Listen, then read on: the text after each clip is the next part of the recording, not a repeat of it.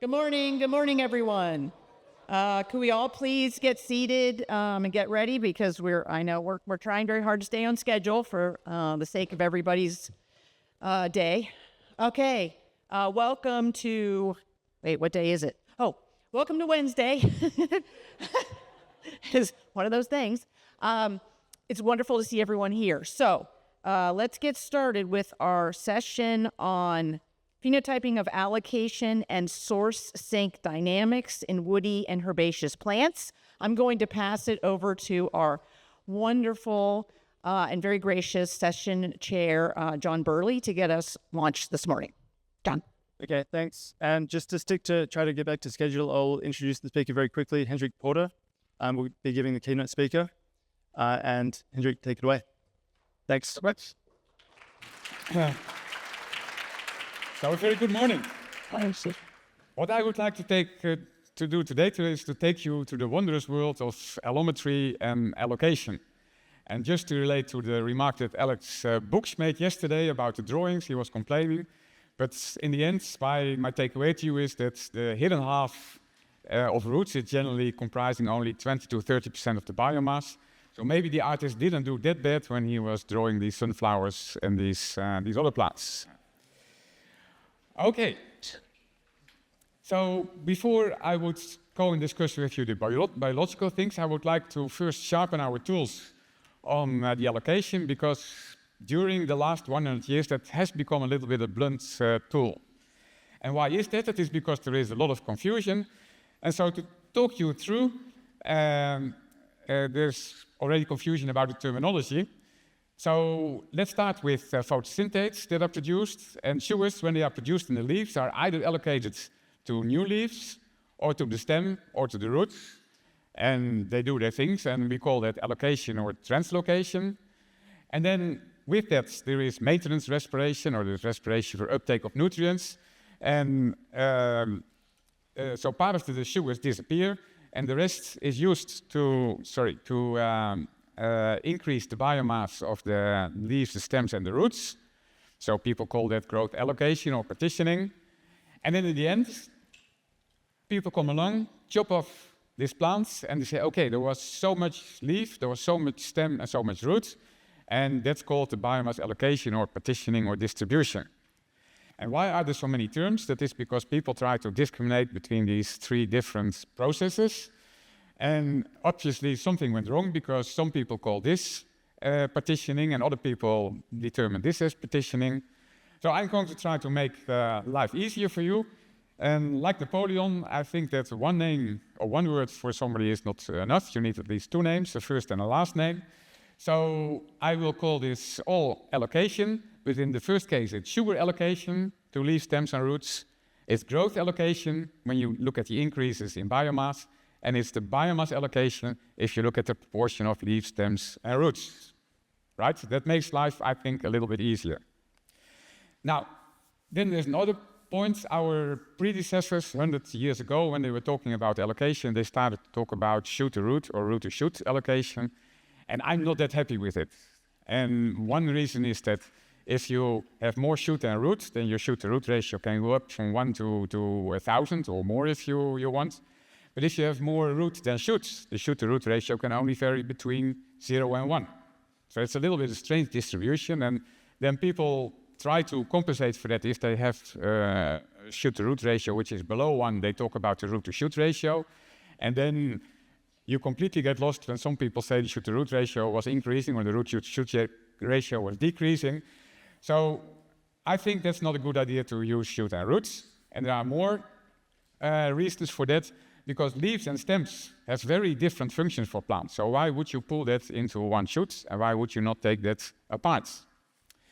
Moreover, if you use fractions, what I will do in my talk, so the leaf mass fraction, the stem mass fraction, and root mass fraction, if you're interested, for example, in fine roots, you can introduce a fine root mass fraction without any problem. Whereas if you have a ratio between two entities, you have to look about leaf relative to stem or stem relative to leaf. That becomes all very complicated. And last but not least, if I have not convinced you yet, if you're going to look at the equations that are used to describe the growth rate of the plants, the relative growth rate, It's never shoot-to-root ratio that comes up. It's always the leaf mass fraction or the root mass fraction that is one of the important components of the growth rate. Right? So I will use leaf, stem, and root mass fraction in the rest of my talk.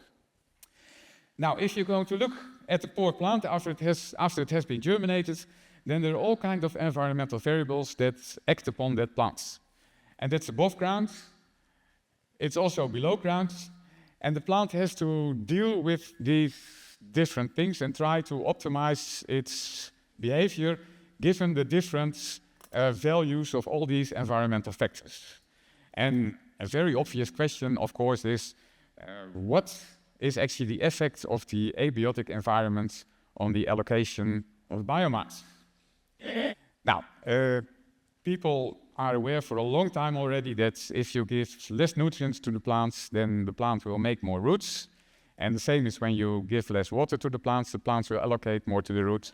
Whereas if you give a low light level to the plants, then there will be less biomass allocated to the roots and more to the leaves, right? That is very clear.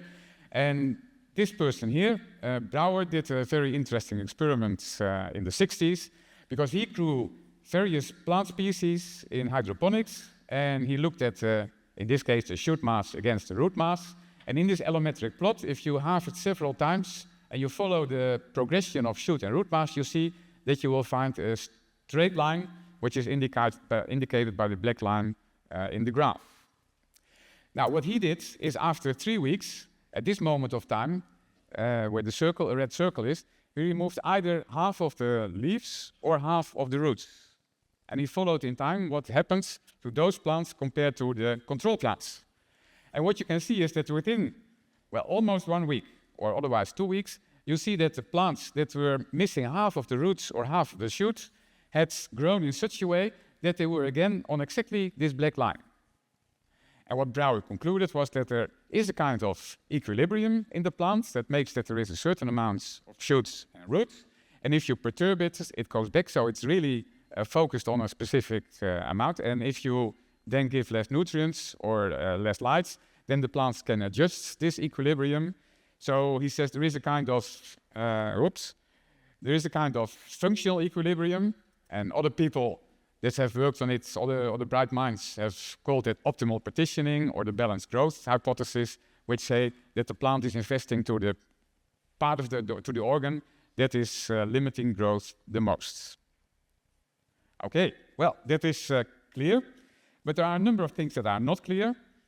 And one of the things is if we think in terms of leaves and stems and roots, how is the functional balance working if you have additional carbon? Should the plant put that into leaves, or should it put that in support and transport in the stem, or should it transport that to the roots? And the other thing is, it's all clear for nutrients and light, for example. But what happens if you give more CO2 to the plants? Right? If you give more CO2, there's more photosynthase. So from that perspective, there could be more biomass allocated to the roots. But at the same time, the CO2, if the CO2 concentration is higher, the stomata close, and then you need less roots. So what will that theory tell us about an example like that of CO2? And finally, what we still don't know is how important is this change in allocation relative to the other types of acclimation that the plant can make towards lower nutrients or lower water, for example. So that's what I would like to discuss with you. And I like to give you a kind of general picture. So I love meta-analysis. Meta-analysis is cool because it gives you a kind of generalized idea across many different experiments what is happening. And you could then say, okay, is it maybe the case that some specific groups of species behave different from other groups, even if you don't have done this large experiment where you compared 60 species at the same time. So that's nice, but there is one drawback of meta-analysis I realized after doing it for 20 years. And it was that probably when we look at abiotic environmental stress, it is not the best way to analyze the responses. And I'll give you an example here. So suppose that we have 2 experiments, and one experiment done at the experiment was done at low lights compared to high lights, and we grew the plants and we measured it to certain traits. And in one experiment, the orange one, you see that this trait didn't change between low light and high light. And in a meta-analysis, you normally do a response ratio where you say, what is the difference, what's the ratio between the value at high light and at low light levels? And in this case, that would be 1, right? But in the green experiments, you see that there is a tremendous response of the trait to the growth light conditions, and the response ratio is 2. The value doubles between low lights and high lights. So in a meta-analysis, you would say, okay, on average now the response ratio is 1.5, but it could also be that actually these two plants or these two experiments were not different at all.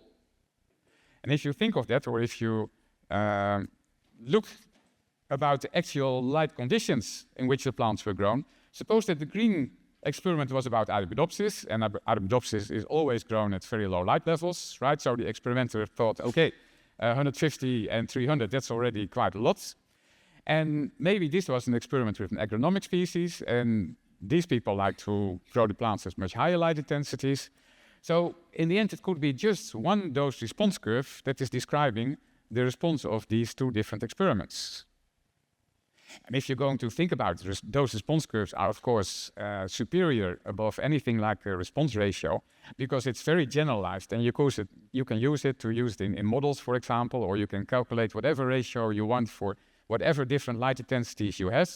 So I think it's much more instructive, and I'm trying to show you some of these dose response curves for biomass allocation. So what I've been doing the last 20 years is basically constructing these dose response curves, and I'll show you them for leaf, stem, and root mass fraction, but I do that for 100 other ecophysiological relevant traits, and I try to do that for 12 different a-biotic environmental factors, right? And in each case, I look at controlled experiments where people really manipulated only one level, so only the level of light or only the level of CO2, and where the plants had enough time to really acclimate to the conditions. And at the moment, the database has about 2,000 experiments on almost 1,800 plants. And well, there's a lot of data in it. So it is interesting to interrogate this database and see what leaf mass fraction is doing. Okay, I don't have the time to completely tell you everything about how I do the different steps, but basically I take each individual experiment. I look what is the value, in case of light, for example, what is the value of the phenotypic trait, so of the root mass fraction, at light intensity of 8 moles per square meter per day. I look at daily light integral rather than the photon flux density because that's more relevant for growth. And I divide all the observations I have for 8 moles per square meter per day, so all the other levels that were included in the experiment, by the level at 8 moles per square meter per day. So I get a scaled value, which should be 1 at this scaling level of light intensity.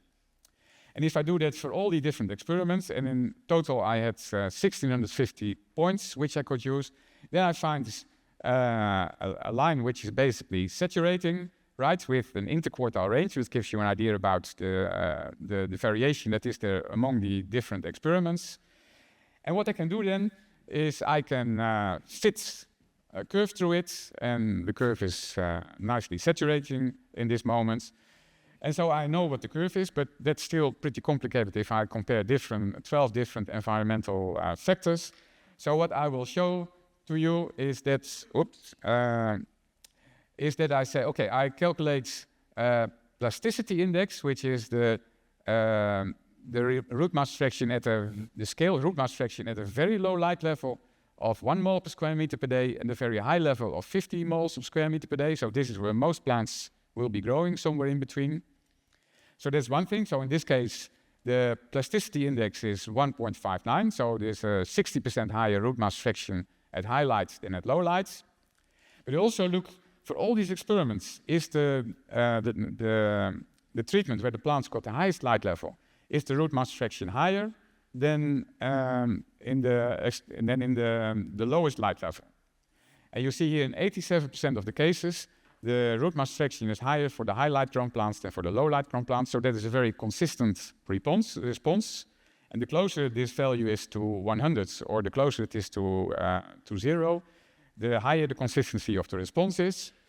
And it also gives you the reliability index, which is a number between 0 and 10, which tells you if we add new information to the database, would I expect that the results would change a lot, yes or no? So this depends on how many data there are in the database, how many species different species there are in the database, and how much is the variability among the different experiments. Okay, so I did that for light, as I showed you before. That is this curve here. So the blue line is for the root mass fraction, the brown one is for the stem mass fraction, and the green one is for the leaf mass fraction. And I'll mainly focus on the blue lines, because I think that's easier for now. And you don't need to look at all of them, but basically, this is for the red-to-far ratio, this is UVB, this is the CO2 concentration, and you have ozone, nutrients, water logging and submergence, and temperature and salinity and soil compaction. So basically, I only forgot the relative humidity, but unfortunately, there are not so many data on experiments with relative humidity, so there was no use to show that to you. Now, what do we see? If you look at these three encircled graphs, these are basically the three conditions or the three environmental factors where the root mass fraction is changing the most. So here you see for light, it is changing quite a lot. For nutrients, it's changing even more. That's the most dramatic response. And for temperature, it is also changing. And then we have a few cases, in the case of water availability and in water logging, where we see a kind of intermediate response. And the rest is either responding smaller or it's not responding at all. Okay, so nutrients, light and temperature, those are the three treatments that change root mass fraction the most. And we can list all these things in a table. So when there's a minus sign on the plasticity index, it means that with increasing nutrients, the root mass fraction goes down, right? There's more allocation to leaves and stems. So nutrients and temperature are changing strongly. Irradiance is just changing strongly. And the consistency index is high for nutrients and for irradiance, but it's not so high for the other ones. That means that there are still contrasting responses in the literature, and that may be either because different species respond differently or something else is happening. Okay, now is that a strong response, you may ask, or not? So for light, I looked at 90 different ecophysiological traits, and you see the plasticity index here for all these 90 different traits. And this dotted line gives you a unity, so when there is basically hardly any change. And it's either -1 if the change is negative, or it is positive when the change is positive. And you see that root mass fraction and stem mass and leaf mass fraction, yes, they change, but they are very close to 1. And there are many different traits which respond in a much stronger way over this 1 to 50 moles per square meter per day trajectory.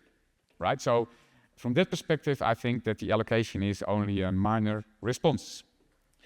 And if you look at CO2, for example, we did exactly the same there. And also there you see that the changes in allocation are marginal compared to the changes in a range of other traits. But of course, that's still not quantitative. It's still not really what you would like to know.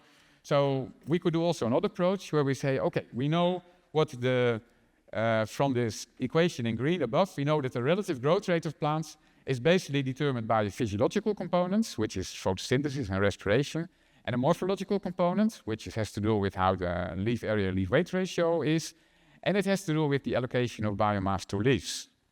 And when you do the analysis, basically for lights and for CO2 and for water, you see that the unit leaf rate is determining often quite a lot. The specific leaf area can determine quite a lot in the sense that they deviate strongly from this dotted line.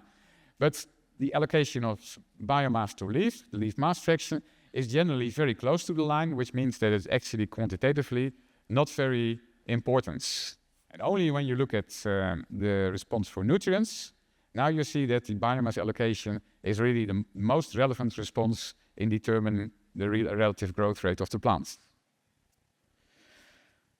Okay, so my conclusion for the first part is that the changes in allocation, or specifically the changes in leaf mass fraction, are generally smaller than the changes in photosynthesis and respiration and in leaf and root morphology.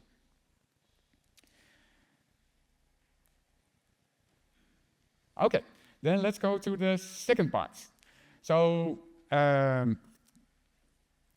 we have different phenotypes of plants, but we also have different phenotypes in phenotypers. And what I told you before is generally what type 1 phenotypers are doing. They are generally simple, happy people who say, okay, we take the biomass of leaves, stems, and roots, and we do this division by the total mass, and then we know exactly what plants invested in leaves, stems, and roots. And here's an example of an experiment we did with low and high nutrients, and where we followed the root mass fraction over time. So we harvested the plants, we chopped them up, we measured the root mass fraction, and at high nutrients, you see the root mass fraction is about 0.32. But when you give less nutrients to the plants, over time, the root mass fraction increases to about 0.5. Right? And that is, in my view, a perfect analysis. But there are other types of phenotypers, that's the type 2 phenotypers, and they are a little bit more critical or gloomy, or how you would express that. And they say, yeah, hey, wait a minute. There is a problem here, because if you apply different levels of an environmental factor, it will mean that the plants will grow differently. And we also know that allocation changes with size. So if you do not control for size, we do not know anything. We have very suspicious data, and the ratios are suspicious anyway, you shouldn't use that. So according to these type 2 phenotypers, there is no insights into allocation if you do not use allometry. And what is allometry? Basically, allometry says, well, we know since a long time that there is a power law that determines the relationship between the mass of organ X and the mass of organ Y. And if we log transform that relationship, we get a straight line. And the interesting thing is that the slope of that line gives the relative growth rates of the mass of the one organ relative to the mass of the other organ. So that's very interesting biological information. And here you see such an allometric plot. So I plotted here the leaf mass plus stem mass on the x-axis and the root mass on the y-axis. And here you see exactly the same data as in the graph before, with the low-end plants in red. And you see that there is, for every shoot mass, there is a difference between the plants growing at high nitrogen and at low nitrogen, right? And basically, this approach of the type 2 phenotypers will give in clear situations the same results as when you do the type 1 phenotyping. But there are, of course, when things are less clear, then it becomes a little bit tricky. And these two type 2 phenotypers, they, for example, last 2 weeks ago, there was a paper in New Phytologist where they said allometry is extremely useful for breeding. We cannot do without allometry if you are a breeder. And I'm not completely sure about that. So I would like to plant a little seed of doubt in your mind about the type 2 phenotypers. And there are various reasons I have for that. First, the question is the fit adequately following the data? How about the statistical sensitivity if you compare the slopes of these two lines? To what extent is extrapolation of the data? There is no definition of the size window. And in the end, what does the slope B tell us if we don't know anything about A? So actually, you should consider both the A and the B. And if you want to know whether there really is a difference in allocation, and you find a difference in A, but you also find a difference in B, it could be that the allocation is exactly the same, right? So I think life could be much easier if we go kind of in the middle. So here are the data from the type 1 and the type 2 phenotypers, but we could meet somewhere in the middle and say, okay, we could also plot the root mass fraction as a function of the total mass of the plants.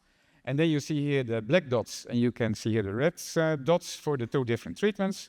And now if you define a certain window in which you say, okay, in this window from 80 to 160 milligram, for example, I compare the points of the plants of the two treatments, and I can see whether they're significantly different or not. Then you have corrected for size. You know exactly over which time window you're doing that, and you have a much better statistical power than when you try to compare two different slopes. So I think this is much easier, but it is, of course, still quite interesting to see how does actually the whole allocation change with size, because that is the claim of the type 2 phenotypes. So I teamed up with a number of people whose job it is to go into the forests and to cut trees and to dig out the roots and see how much leaf, stem and root there are in trees in Poland, Spain and in Africa, in Kenya. And I teamed up with a number of people from the Soviet Union and from China who made a huge compilation of the literature of these data, and I have compiled a number of data myself. So I ended up with 11,200 data points about the biomass of leaves, stems and roots. And if I plot it in an allometric graph, where I plot either the leaf mass of a plant against the root mass, or the stem mass against the root mass, or here the leaf mass against the stem mass, then the people that are deep into allometry, they say, okay, we have certain models, and the models, they tell us that there should be the value of B, the value of the slope, should be 0.75. Okay, so I took that to the test. I looked what the slope was. The slope was certainly not 0.75 in this case. For this slope, a value of 1 was expected between the stem and the roots, and that's also not the case. And only in the case of leaf mass versus stem mass, there's a value of 0.74. It's statistically not similar to 0.75, but yeah, okay, you may say, okay, it's very close. So maybe the theory of these of the allometry is still working fine. However, if you look at this line here in the top right quadrant, you see that actually the black line here, most of the points here are below the line, most of the points are also here below the line, and here there are many more points above the line, which indicates that a straight line is probably not the best way to fit these data. And if you're going to check that and you test whether there's also a quadratic part in the equation, you see that for all cases, the quadratic part is highly significant. It doesn't add much to the R square, so it seems insignificant, but if we now fit a quadratic equation and we determine the slope at different parts of the curve, you see that the slope is basically 1 for very young plants, and it goes down to 0.5 for very old plants, right? And this is a range from a few milligrams of plants up to more than 1,000 kilograms of plants, so it's a wide range. But over that range, the theory expects that the value would be constant 0.75, but I think there is not really a ground for that, and actually this slope is changing all the time. So I think that that part of the allometric theory is not working, but still, of course, they have a good point that the leaf mass fraction, stem and root mass fraction may change with the size of the plants. And if I combine all these 11,000 data points and I look what is the leaf mass fraction, in this case we see that for the blue ones are data for herbaceous species. The red ones here you cannot see very well, but they are behind the blue ones, and they are here. That's for the woody species.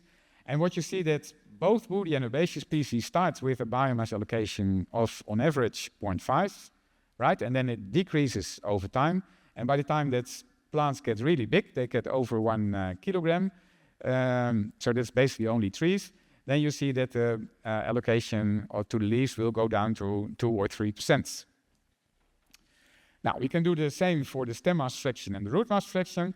And then you see basically there is a strong exchange between the leaf mass fraction and the stem mass fraction. And the root mass fraction change more or less is more or less the same. It's about 0.3 when plants are young, and it goes down to 0.2 when you have really big trees, right? So there is a lot of variation around it because these plants experience all kinds of different environmental variables. But in principle, there is not really a hidden half, I would say. There is at best a hidden 1/3 of maybe even a hidden 20% below grounds. Okay, so if we compare plants with a mass of 1 gram, you see the leaf mass fraction is about 0.5, stem mass fraction about 0.2, and root mass fraction 0.3. So this is a kind of overall average. And if you go to very big plants, you see that trees have about 2 to 3, 4% in the leaves, 70 to 80% in the stem, and only 20% in the roots. Okay, so now we can go back to the data I showed you before about the effects of the different environmental factors on the leaf mass fraction. And if the graph I showed you before is this general graph as any valid also when we look at different acclimation patterns, then we could say, okay, the plasticity index for light was minus 1.2 for the leaf mass fraction. We know that the total dry mass of the plant is changing tenfold over the range between 1 and 15 moles per square meter per day.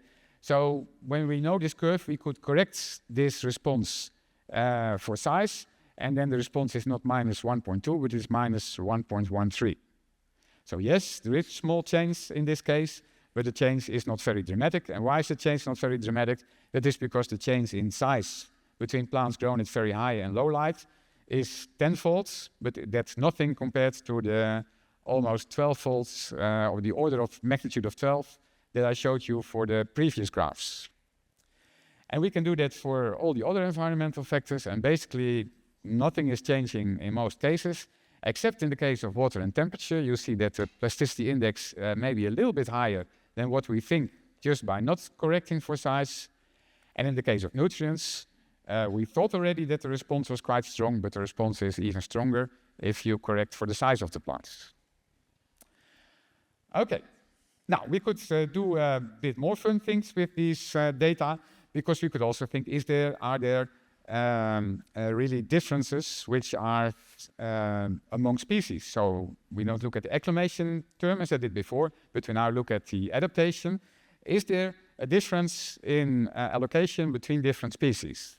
And I basically said, okay, what is for each of these 50 groups which I make, where I order all the observations relative to the total mass of the plants, I look what are the species that are above the line and what are the species that are below the line. So within group I make percentiles, and I look what is the percentile values if I analyze that over the whole 11,000 observations. Are there species that are always above this line, and are there other species that are always below this line? Because that could indicate that they're always different, and that is so that there is a phylogenetic difference. So here you see a phylogenetic tree. I don't ask you to read all the names of these plants, but just for your indication, here you see the Solanaceae, so the tomato and other plants, and they generally have a very high allocation to leaves, so a high leaf mass fraction, and at the same time an amazingly low root mass fraction, right? So tomatoes mostly have 8% or 10% of the biomass in roots, and they have much more in the above ground organs. And that's strangely enough also true for eucalypts. In Australia, they also have incredibly high leaf mass fraction. But if you're going to look, for example, at the oaks and the fagus, they have a very high allocation to roots. And that's also true when you go look at the Poaceae, where the grasses and the Cyperaceae, they generally have a high allocation to roots. So in that sense, maybe this artist was a little bit wrong, because he didn't draw that many roots. Okay, now my time is almost up. The organizers would have loved me to talk about sugar allocation as well, but I do realize that only the happy few are able to do these kind of measurements like my colleagues and Jülich do, so I skip it for the moment. And there's one thing I would like to talk with you in the minutes that I have left, and that is about the type 3 phenotypers. And the type 3 phenotypers, that's basically almost all people in this room. And I would like to try to challenge your perspectives a little bit. And last year we already discussed a number of potentials, but also pitfalls when you look at the high throughput phenotyping platforms. There's one thing that I forgot to mention, or what I didn't want to mention, and I will try to do that now today. And it is, what are we measuring with these high throughput platforms, and how relevant is what we measure? So when I have these analysis where I try to look at these 100 different traits for species. I try to place them in perspective. So I said, okay, we have a number of traits. You don't need to read it, but they are related to leaf anatomy. We have a number of traits related to the water economy of the plants, to the photosynthesis of the plants. We have traits related to the chemical composition. We have growth-related traits like leaf mass fraction, stem mass fraction, root mass fraction. And then we have, in the end, total dry mass and seed mass and productivity. And how do these traits relate to each other? What are positive and what are negative correlations between these traits? Or what is the trait correlation network? And how does every trait affected by growing the plants at higher and lower lights? And by combining these things, you can get a deeper understanding of how the plant is responding to a high light level or a low light level. So all these traits that I compile are about whole plant biomass, biomass allocation, specific leaf area, leaf mass fraction, carbon concentration, starch and sugar, etc., etc. And you can also expand that to the transcriptome and the metabolome and the proteome. They're all kind of hard data. And when I'm here, and I'm talking to many of you, you basically hardly measure any of these traits. So what many people do in the platforms is that in the high throughput platforms, is that they measure digital biomass, or they measure allocation in terms of leaf stem pixels, or they have something like the electron transport rates, or even the transpiration per plant, or they have hyperspectral responses where they have proxies for all these variables. And in fact, there's only 2 traits that I've seen coming by, which are plant height and stem diameter, which are sometimes measured in the throughput platforms, and which are also, which I would say are kind of hard traits, right? So IPPS could also be the plant proxy symposium, because you use all kinds of proxies, and I see the many examples where that is very useful. But my wish, before I leave the floor, is would it not also be possible, if we think about automation, to also think about automation that helps you in destructive measurements? Because is it really sufficient from a scientific perspective that you only watch the plants growing, or should you also chop them up? So I would say if you have machines that can sample automatically the leaves and put them in the -80, or if you have machines that can grind samples at -80, or for example do the root washing, how many hours per year are basically wasted in root washing? And if I dream, I would say even machines that can chop up the plants and determine the leaf area and do the weights. There's a lot of boring stuff that can be automated, and that gives you a lot of hard information. Now, I see when I talk to several of you that some of these machines are working or have been working, and they turned out to be complicated, and I realize it's complicated. But I think that if, for example, you could come up with a root washer which is decently doing its job, it would be wonderful not only to many of us here in the room, but I think to many scientists across the world. So if you, with all your brains, could also find out machines that do destructive phenotyping, I think it would be very cool.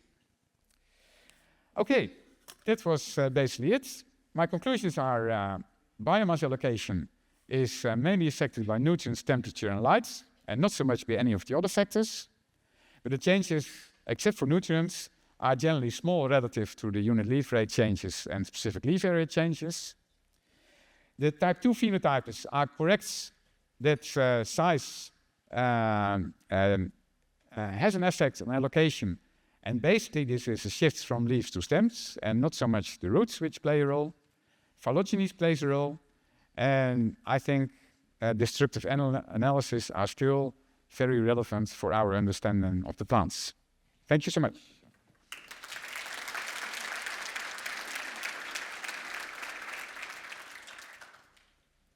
Okay, we're going to take just one quick question, and we'll have plenty of time for discussion at the end of the session. So you have a question to self and read. Should I run that? Yeah. Thank you. It's really very nice presentation. So congratulations on that. I don't know if I am allowed to have more one specific, very specific question, and very specific also. When it comes to allocation for the biomass. First one, I'm wondering how cactus is because the leaf is very small and the stem, and then how you consider. I don't see the group of crops there. It's very specific case study. My question more is about when you have parasitic weeds like striga or obenki, and these kind of weeds, they dig nutrients and then they develop depending on the nutrients from the host. Right. And when they parasitize the host, Yeah. they affect the biomass production even in the stem, leaves, or roots. Yeah. Is there any, what would be your, thought about that? Because I did some work and we realized that the parasite affects the biomass production. Why? The question was, or the answer was, to keep water relative content stable. So it affects the biomass, but not the, physiological functioning of the host plant. I think that's a very cool question. And so what the cacti concern, cacti are a typical example which produce very few roots, right? So they are in a very dry environment, but they have hardly any roots. And only when the rain comes out, they produce a number of roots, catch the water, and then they shed the roots again. So they have, surprisingly, a very low root mass fraction. And the question you ask about these half parasites, I think that's very cool, but you probably know more about it than I have never given it a thought, but it's a very interesting topic. Yeah, thank you so much. Okay, let's move on now. Say all your questions to your retirees.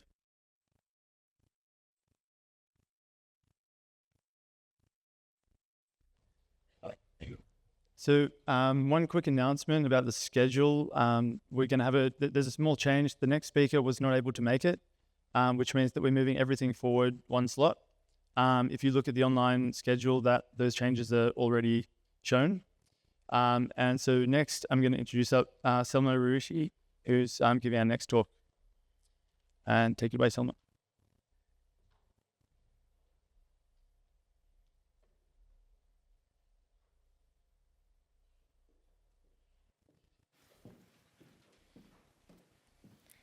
So, hi, good morning, everyone.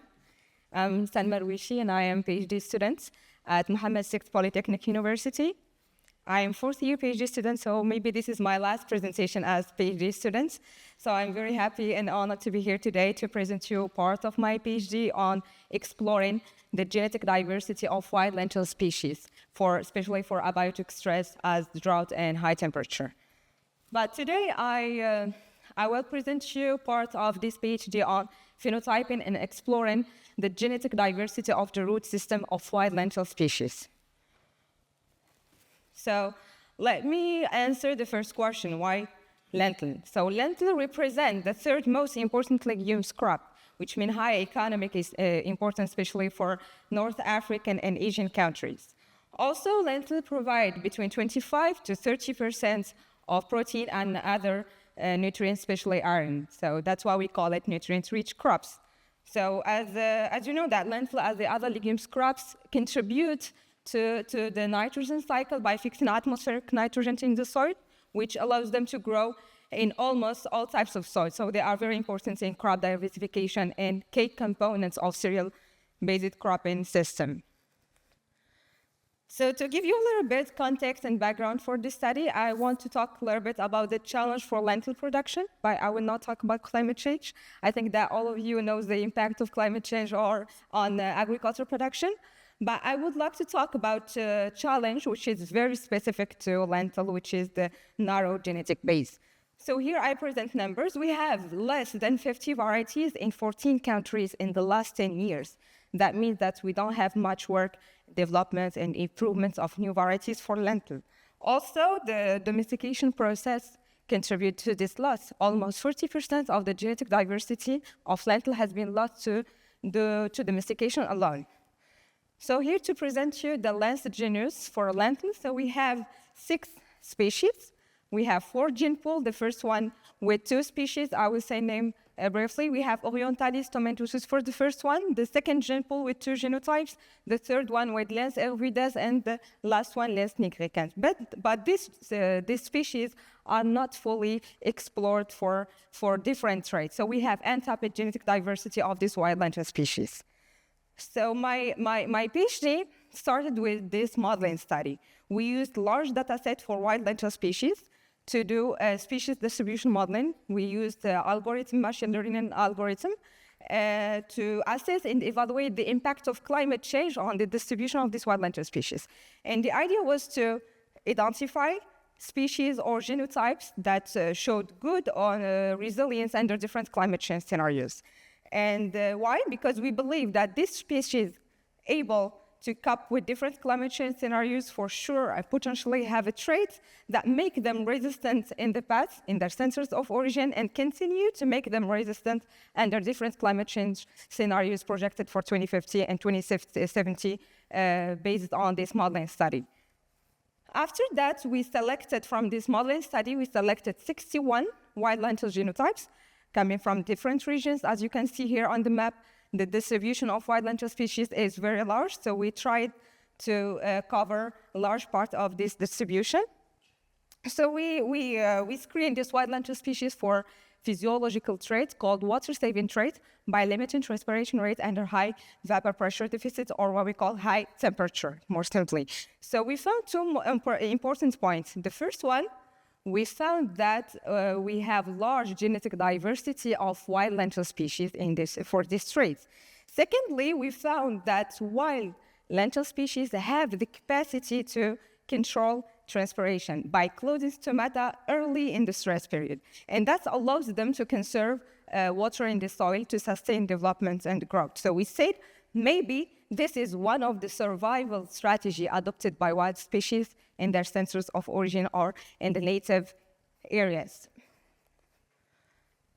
So after these 2 studies, we said that we wanted to dive deeper into understanding of this wild lentil species. So we said that we have to look into the variation of the root system of this wild lentil species.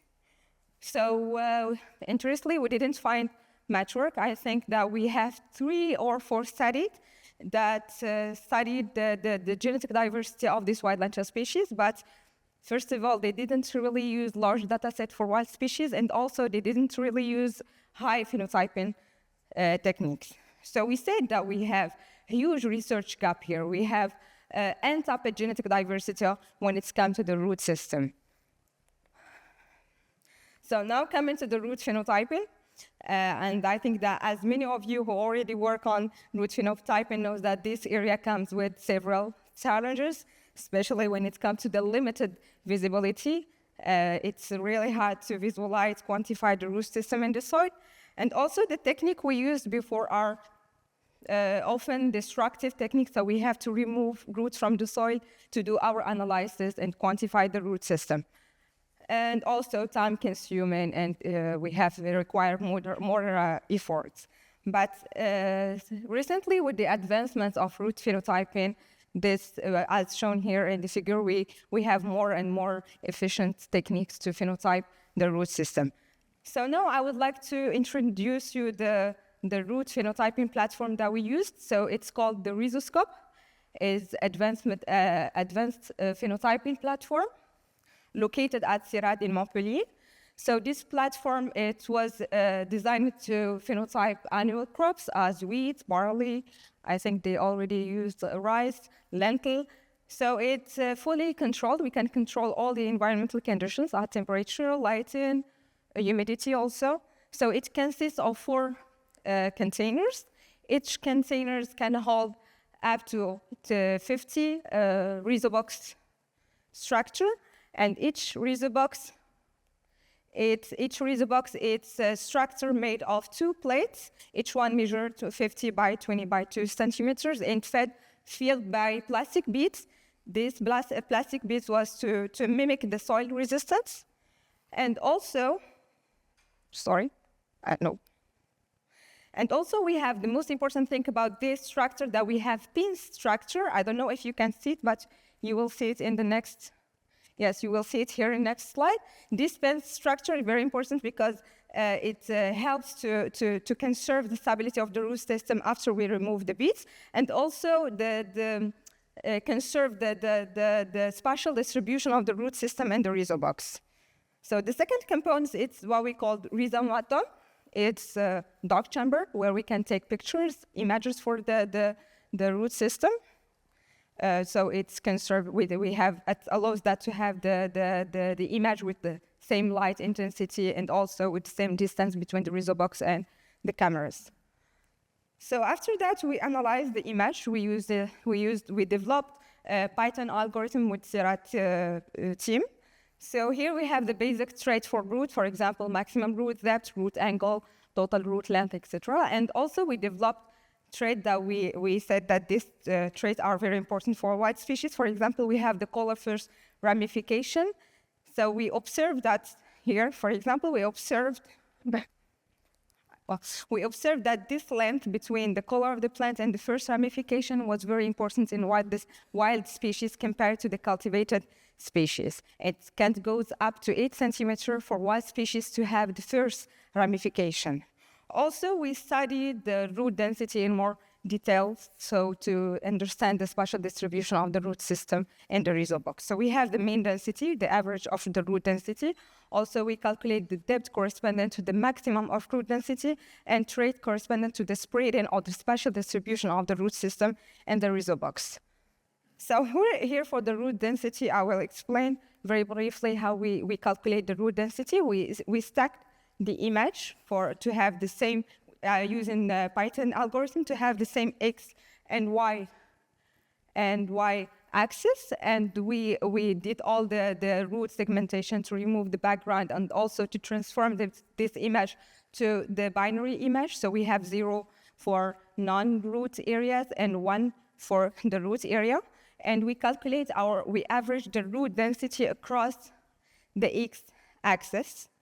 So we have the root density over the x-axis for 5 millimeter depth for the root density. So here we have cultivated genotype, and here we have the wild genotype.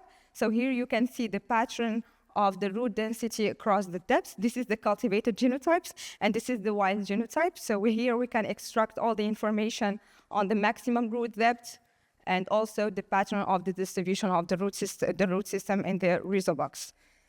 So now coming to the results, we started our analysis by doing PCI analysis with all the data.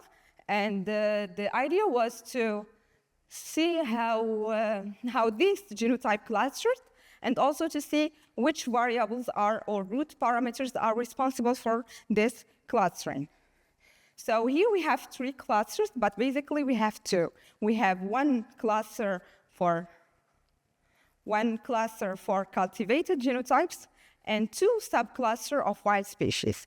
So here we found that cultivated genotypes had high values for root angle, root mass, root volume, and also density, mean density. That means that cultivated genotype had larger and deeper root system compared to wild species. But more important thing that we found that wild species has higher values for root-shoot ratio.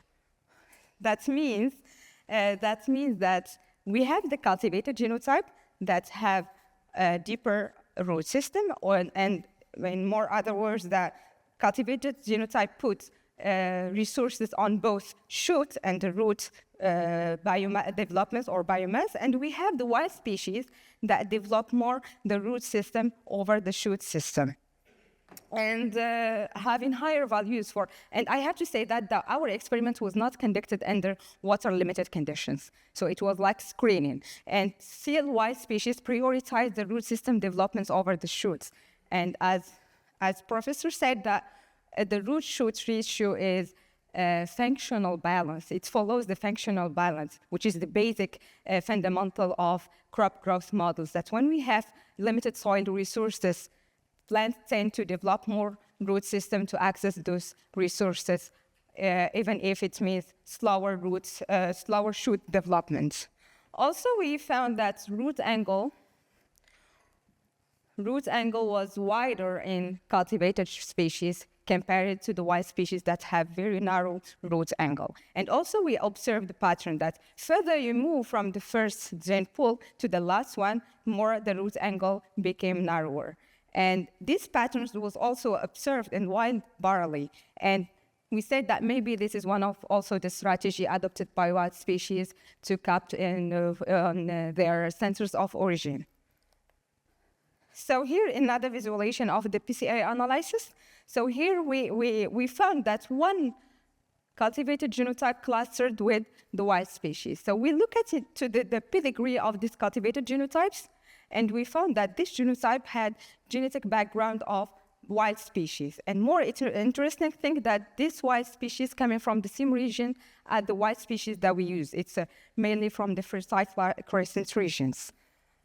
Here we have the root density analysis. So here we have the root density over the rhizobuck depth, and here we have the normalized root density by dividing all the root density by the maximum, so we can compare between species. So here we can see that cultivated genotype exhibit a different pattern from the wild species. We have higher root density compared to the all wild species, and here we can see that the standard deviation of cultivated species, the density for cultivated species is very it's not very important compared to the wild species. That means that cultivated genotype have uniform root density compared to the wild species. So we can see here that the standard deviation is very important in wild species. That means that wild species have more genetic variation for when it comes to the root density. So after that, we said that we have to look into the wild species. So we tried to study only the 42 wild lantern genotypes. And we choose 5 traits, total root length, maximum root depth, root angle, because these variables were chosen based on high and significant variance confirmed by ANOVA. So we can see that we have 3 clusters, one characterized by high values for root angle, maximum root depth, and also we have the second cluster, which is the opposite of the first one. That means we have 2 strategies of root system. And we have genotype here between the 2 clusters. So here we can see, this is the most important thing. I see that we have here the mixture of the clustering. For example, like Horticultural, we can find it in the first and the second and the third cluster. The same thing for Tomentosius. And also the most important thing that Tomentosius and Horticultural are from the same gene pool, but they exhibit different roots strategy or root system strategy. And that means that genetic similarity or genetic distance only cannot explain the root density. So we have to look into their centers of origin and the environmental factors and their centers of origin over the time. So as a conclusion first, so wild lantern species have very large genetic variation. And as I said in my first slide, that it is like walk on the wild side. My thesis is like walk on the wild side because we focused on wild species, but we tried to look into different topics, started by modeling study, physiological study, and also the root system. So I can say that the wild species have very large genetic variation when it comes to the root system or also the physiological trait as water-saving traits. So we have to explore this genetic diversity. Secondly, the genetic distance or the gene pool or the genetic similarity alone cannot explain the genetic variation or the variation we observed for root systems. So we have to take into consideration their environmental factors or also the interaction between the genetic basis and the environmental factors in their centers of origin. And also we have to take into consideration the local adaptation to the specific ecological pressure in their centers of origin. And as perspective, we have to not only explore the genetic diversity, but we use this genetic diversity in our breeding programs to integrate these desirable traits to cultivated species. So at the end, I want to thank the organizing committee for this opportunity. I would like also to thank Sirat for giving me the opportunity and also the infrastructure to do this experiment, especially Romain Fernandez, who helped me a lot in the image analysis. And also I would like to thank the Phenoma team in Morocco, and also thank my supervisor for their help and support. And thank you all for listening. Thank you.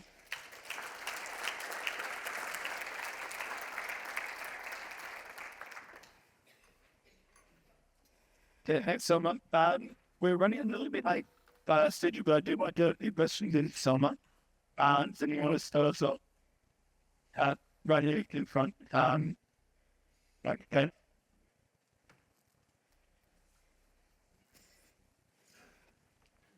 Your system looks wonderful. Could you tell a little bit more about the beads that you use? Are they how big are they, and how do you water the system? And can you also use the system for drought experiments, for example? So our experiment was hydroponic experiment. So it's the resin box was fed permanently with the nutrient solution, and at the end of the experiment we removed the plastic beads. But our experiment was not conducted in water stress condition. That's why I cannot say conclusion about this wild lentil species can maybe have good resistance under drought conditions. It's more like screening and phenotyping of the root system of wild species. I understand, but could you, in your next postdoc, could you use it also for drought experiments, or is that not feasible in that system? Sorry, I didn't get your question. Can you use this system also for drought, or is it because it's a hydroponic system? No, yes, we can use it for drought resistance. Yeah. How thick are the beads? I think 5 millimeter. Yeah. Yeah. Thank you.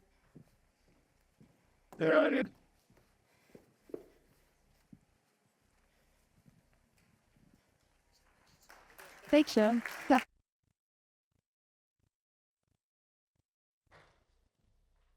Okay, we're going to move on to our final talk for coffee break. So we're going to have Raul. Raul, come on up. Come on. Thanks, away. Thank you. Thank you. So, good morning, everybody. I would like to thank the organizing for this opportunity to talk about this project that we did at INRAE on the estimation of plant area index and the distribution of plant area index using LiDAR. That should appear. Yeah. Okay, sorry. Is that one? No.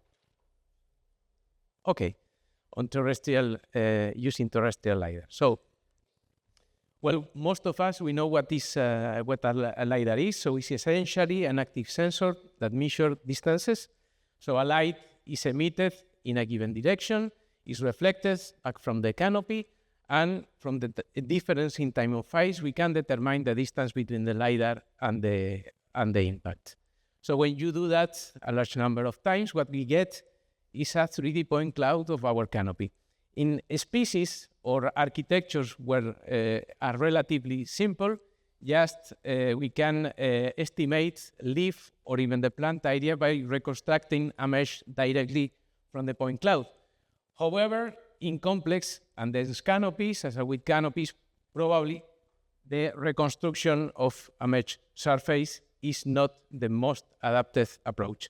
So the objectives of this study was first to develop a method based on LiDAR to estimate the distribution of plant area in wheat canopies in the field from LiDAR point clouds.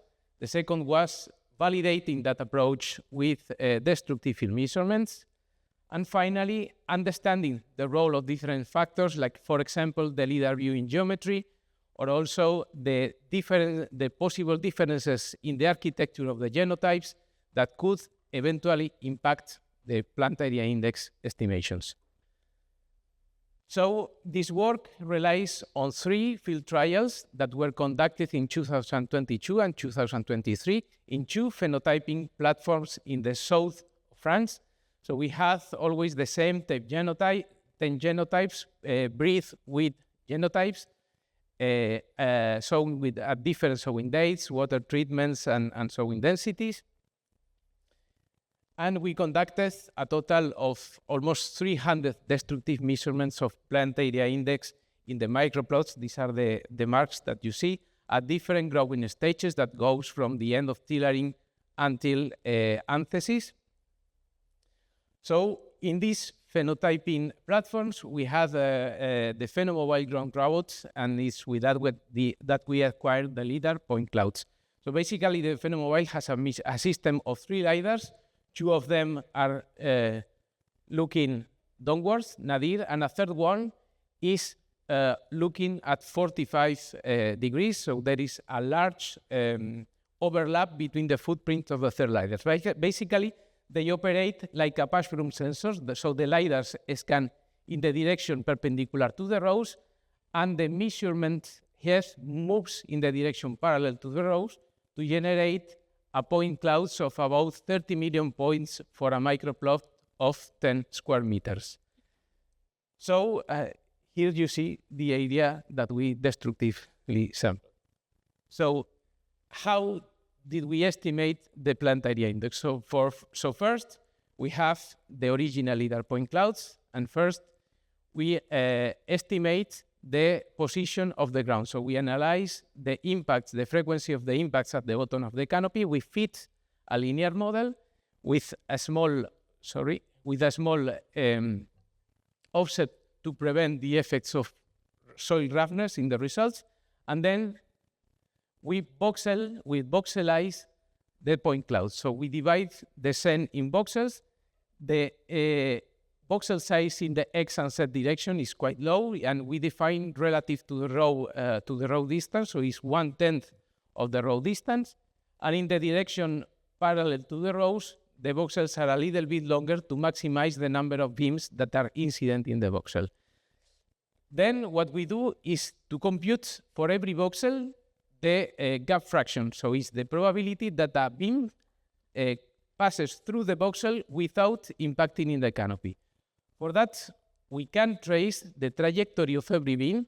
So for every voxel, we count the number of voxels that goes through, and we divide by the number of incident voxels. And like that, we have this gap fraction probability. At the end, what we have is a 3D map like that. For every LiDAR, we have for every given voxel what is the gap fraction on that volume. Then, from this gap fraction, we calculate the plant area index based on the Beer-Lambert law. So Beer-Lambert law is a kind of physical optical model that is used in many instruments that we use in the field to determine leaf area index, plant area index from optical measurements. Septometers, digital hemispherical photographs, LI 2000, they rely on the Beer-Lambert law to estimate leaf area index.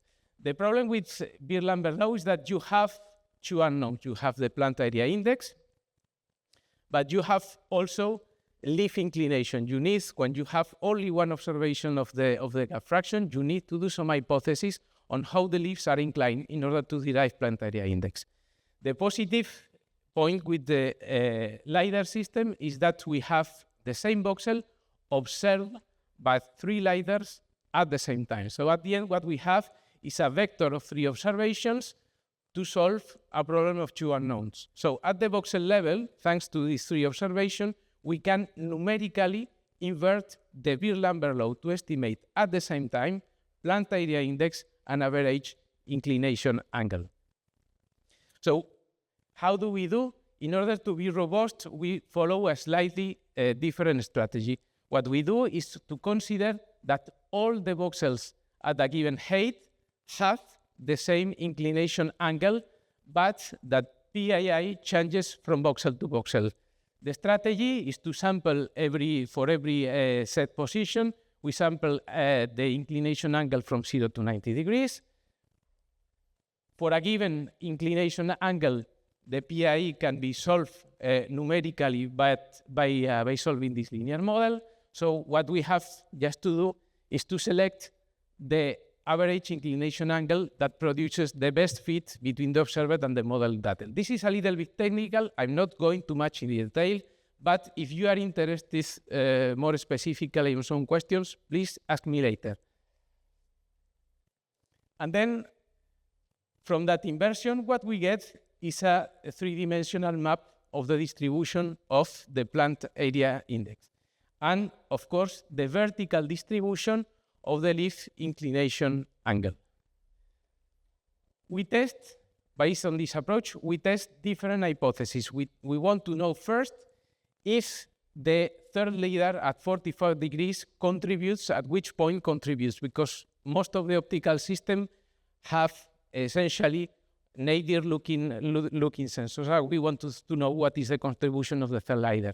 And also we test several hypotheses on the average inclination angle. The first is that, okay, we don't know, we don't have any prior information of average leaf angle, and then the inversion of Beer-Lambert law will estimate both PIA and ILI, unconstrained. The second is that, okay, we introduce a penalty term in the inversion to avoid that the average leaf angle takes values that are unrealistic.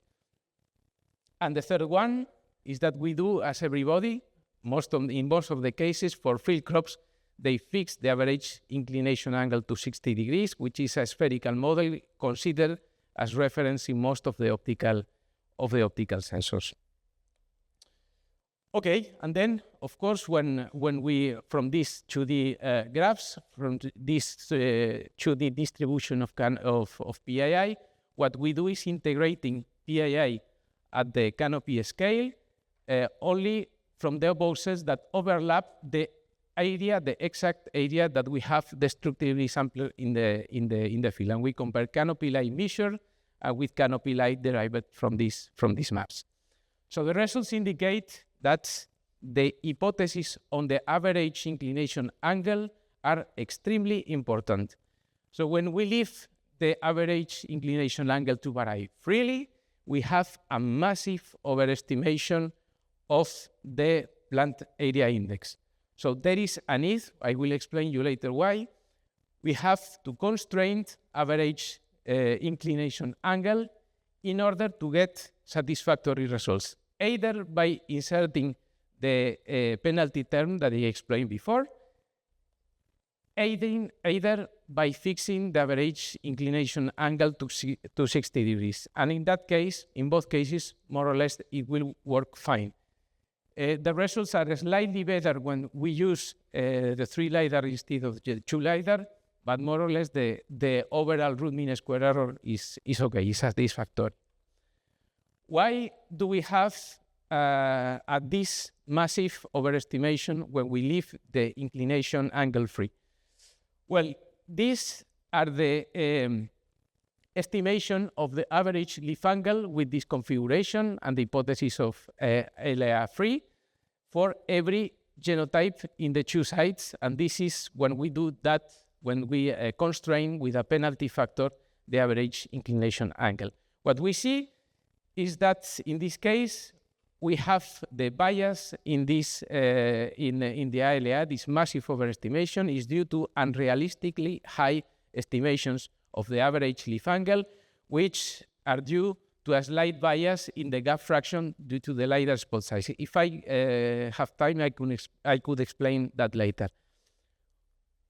What we do with the penalty term is constraining the average leaf angle to vary around 60 degrees, depending on the genotypes, which is the expected value that we know a priori should have a crop like wheat.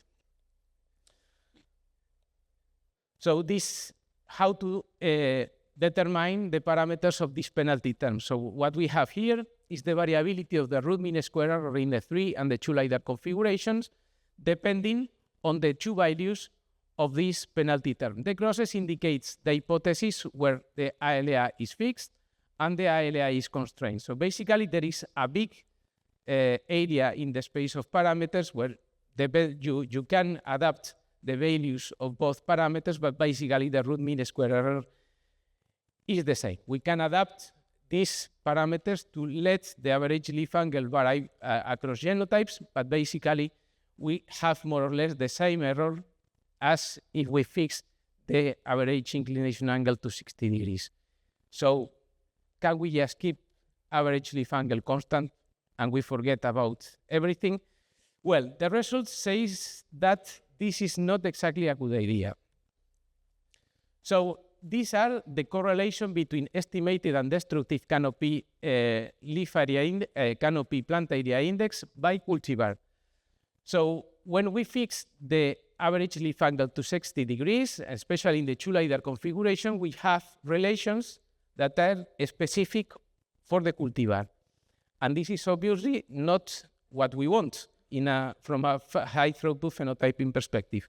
So the third ladder helps a little bit to mitigate, but however, these differences appear. However, if we leave average leaf angle to vary with the penalty term, what we have is that almost all, except these two varieties, let's say the relationship between observed and estimated plant area index seems to be independent from the cultivar. The hypothesis is, okay, when we allow them to vary, we are dealing with possible differences in leaf inclination across the cultivars. If we keep the ALA fixed, these differences in architecture will impact the plant area index.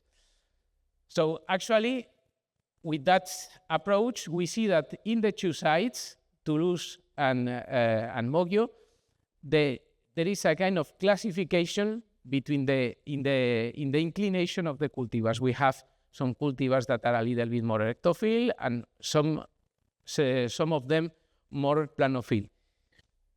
Are these estimations realistic? Well, if we look at the distribution of plant area index, we have this orange curve, which is the vertical variability of the inclination angle, and these are photographs, RGB photographs that are taken simultaneously to the point cloud, because also the measurement head is equipped with an RGB camera. What we can see is, for instance, this Sacramento cultivar. We see clearly that has a very erectophile habit, and the estimation of the ALA says that we are about 70 degrees inclination in the upper side of the canopy.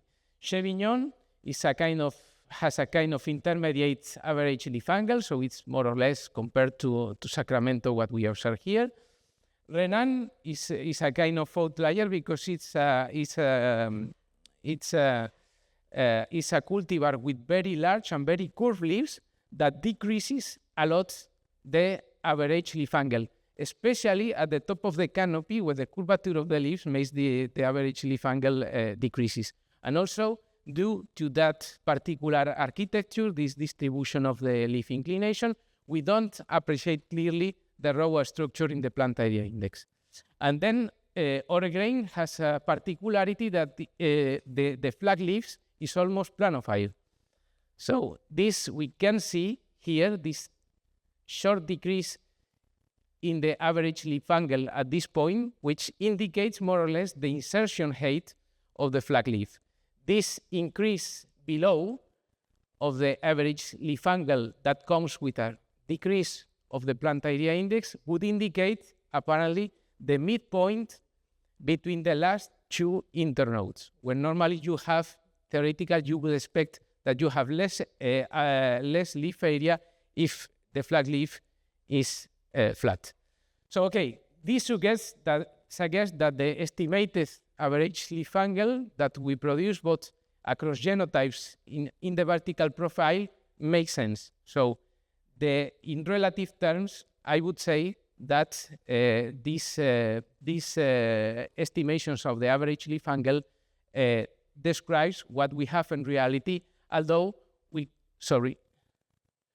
cannot know the absolute accuracy of that estimation because measuring the leaf inclination manually in the field is extremely challenged. So we cannot test the absolute accuracy.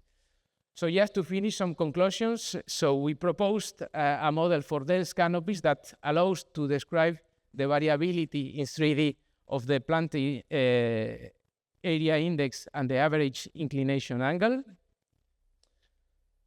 So the validation of the canopy shows satisfactory results, but however, we need to have some previous knowledge on the average inclination angle to have these results.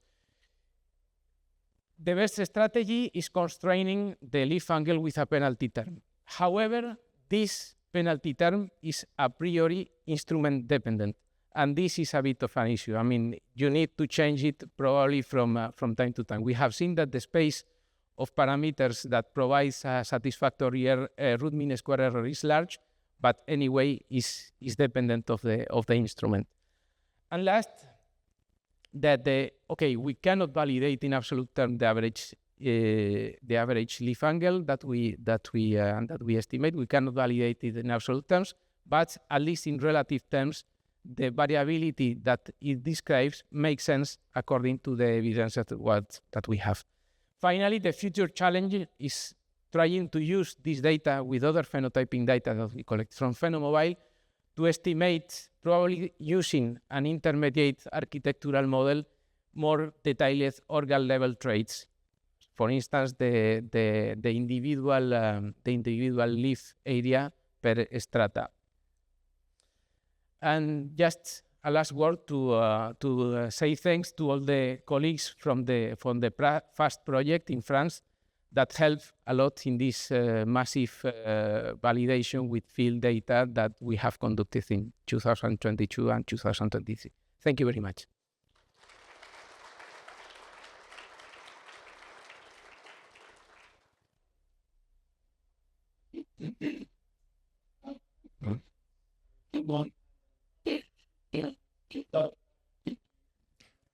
Okay, thank you very much for your talk. Very interesting.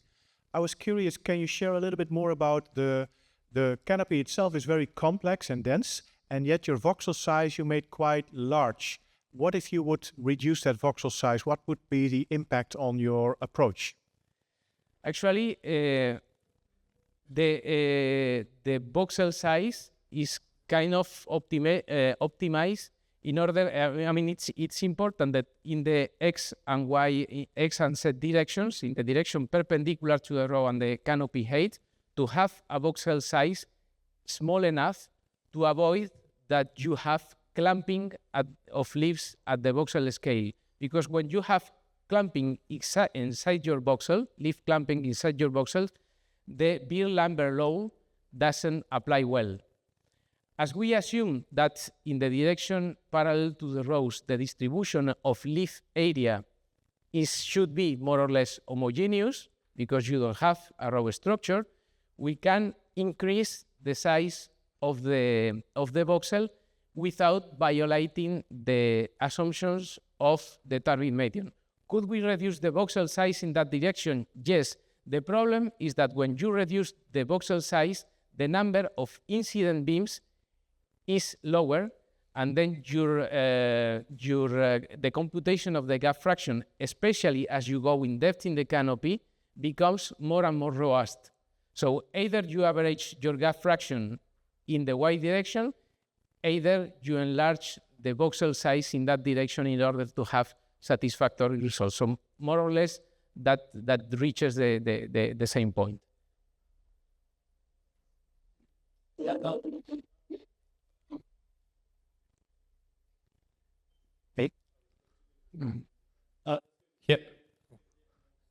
Thanks for your talk. I have two small questions.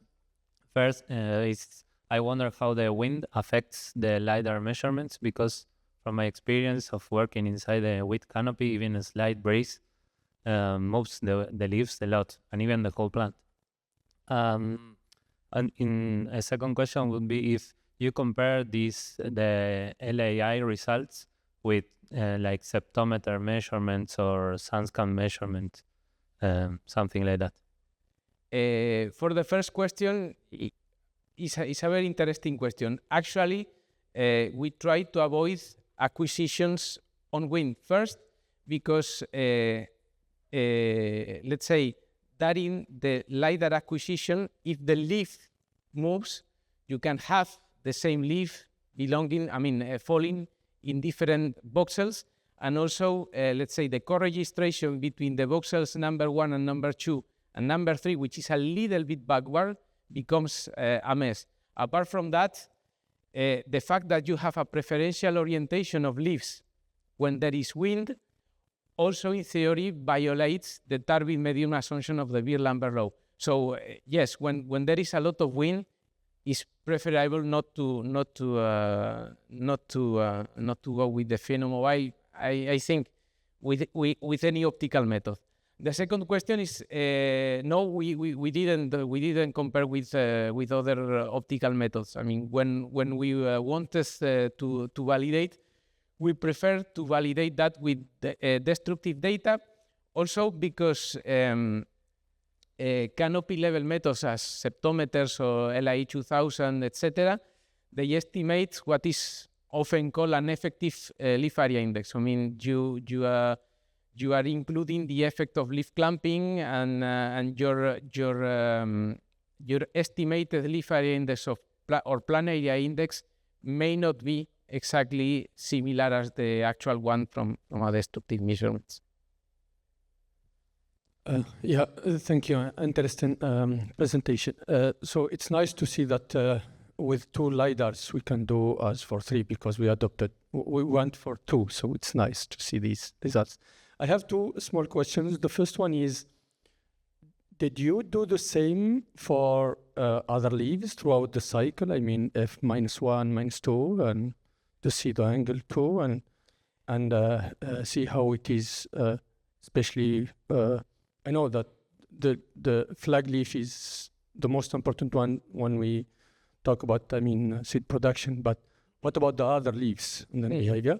And did you also do any kind of correlation between the seed yield and especially the flag leaf angle, or what you did with the flag leaf, and the number of tillers per plant? And the number of? Tillers. Okay. No, we are, at this moment, we are based, for your first question, we have a Phenomobile acquisition every 100-degree days. So let's say we cover the whole cycle, but we still didn't analyze. We analyzed the variability of plant area index at the canopy level, but we have not yet started to analyze specific traits on different canopy depths. We have, we can discuss about it later. We have a project that hopefully will start next year to use a 3D model to transform this 2-dimensional description of the plant area index per voxel into a kind of more specific traits, like the average individual leaf area per order in the main stem. So that would be the idea. And we didn't have evaluated the relationship between not yet the relationship between the area of the flag leaf with the kernel number, not the area, but the angle too. Okay. So not only the area, it's the angle too, because okay, there is good correlation when it comes to the flag leaf and seed yield, because this is the leaf that contributes the most to the seed yield. Okay. But I don't know if it's always interesting to see such results, but what about the correlation with the seed yield in terms of differences here? It's some kind of it's definitively very interesting. So I think we can discuss it later. We didn't thought about it, but it could be a nice topic to explore, because yes, depending on the normal between the leaf and the sun position, exactly we may have differences on the total absorbed light. And yeah, thank you very much. Thanks. So with that, it's let's thank again all of our speakers for the morning, and with